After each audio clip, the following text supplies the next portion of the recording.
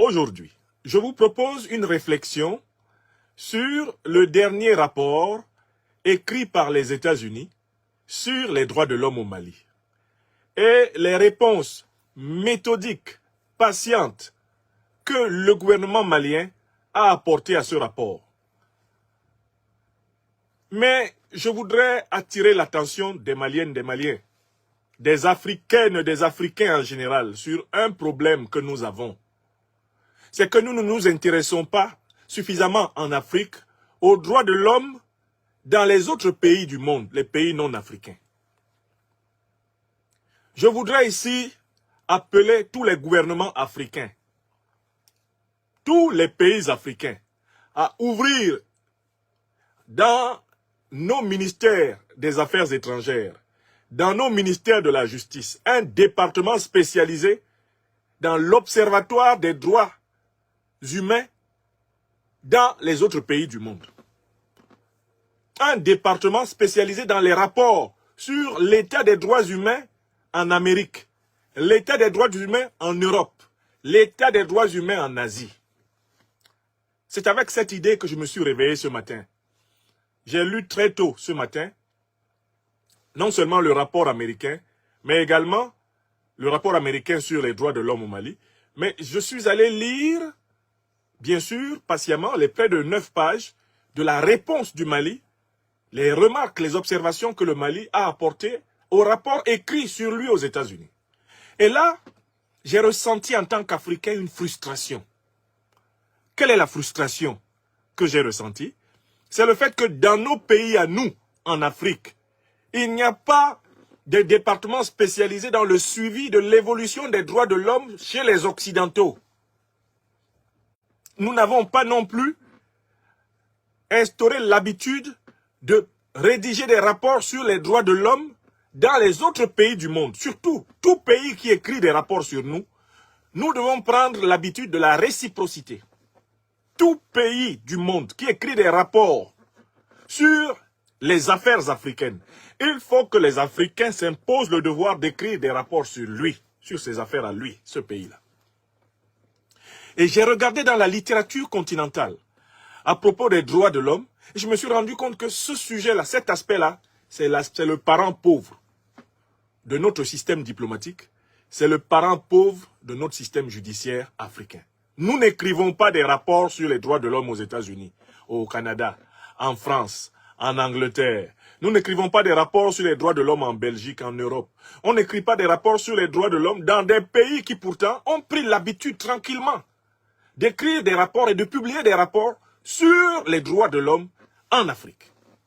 Il est temps que l'Afrique, non seulement l'intelligentsia africaine, mais il est temps que les institutions politiques africaines ouvrent une ligne budgétaire, non seulement pour financer des observatoires internationaux des droits de l'homme, mais du point de vue africain, mais pour s'assurer que tout pays du monde qui écrit depuis plusieurs années des rapports sur les droits humains sur l'Afrique, ce pays-là soit aussi l'objet d'un suivi.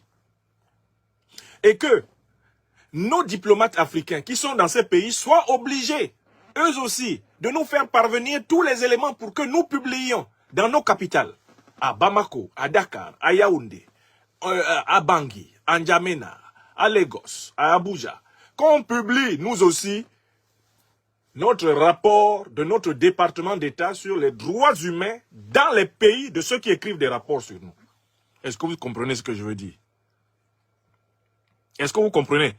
C'est important parce que, voilà, je disais hier soir que les Africains sont fatigués de se faire marcher dessus, mais l'une des manières de ne plus laisser qu'on nous marche dessus, c'est d'écrire nous aussi des rapports sur les autres.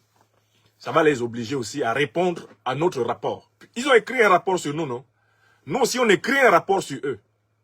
Pendant que nous faisons des remarques sur leur rapport sur nous, ils seront obligés d'écrire des remarques sur notre rapport sur eux.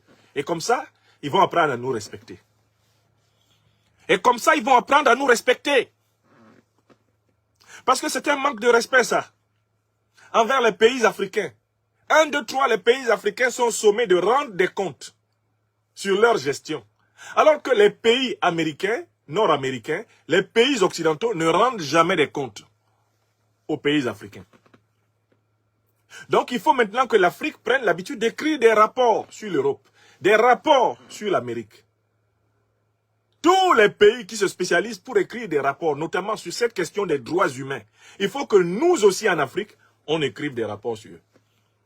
On peut commencer par créer une véritable agence, un observatoire cofinancé par les pays africains animés par l'idéologie panafricaine. On pourrait appeler cela Observatoire panafricain des droits humains dans le monde. Observatoire panafricain des droits humains dans le monde. Des pays comme le Mali vont soutenir. L'Afrique du Sud peut soutenir. L'Angola peut soutenir. Le Burkina Faso peut soutenir. Ils sont déjà dans la bonne ligne. La République centrafricaine peut soutenir. On met un budget dedans. On met une équipe qui travaille toute l'année uniquement à surveiller l'évolution des droits humains dans tous les pays de ceux qui jugent souvent les droits humains en Afrique. Et quand ils publient leur rapport annuel, nous publions notre rapport annuel. Je vous dis souvent que moi, Nyamsi Wa Cameroun, voilà, je ne peux pas chômer. Je ne peux pas manquer de travail à faire. Voilà encore un travail que j'ai créé. Et on peut trouver des budgets pour ça. Parce qu'on a beaucoup d'observatoires des droits humains, mais nous observons essentiellement les droits humains en Afrique.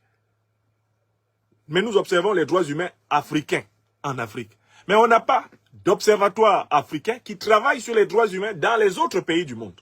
Maintenant, il est temps. Les gens nous ont un peu trop habitués à fourrer leur nez dans nos affaires et à nous dire ce qui est droit et ce qui n'est pas droit, pendant que nous ne fourrons jamais notre nez dans leurs affaires pour leur dire ce qui est droit et ce qui n'est pas droit. Voilà pourquoi, ce matin, je voulais déjà vous dire, ce qui m'a inspiré de vous parler de ce sujet ce matin, c'est l'envie de rétablir l'équilibre de la reconnaissance, l'équilibre du savoir dans le domaine des droits humains. Nous aussi, on a quelque chose à dire sur tous les pays qui ont quelque chose à dire sur les droits humains chez nous. On doit poser ça comme une règle. Et nos grands diplomates, nos ministères de la justice, nos intellectuels formés au droit, à la sociologie, à l'histoire, aux relations internationales, doivent contribuer aux travaux d'un grand observatoire panafricain des droits humains mondiaux. Observatoire panafricain des droits humains mondiaux. Donc nous aussi, on doit publier chaque année un rapport sur les pays qui écrivent des rapports sur nous.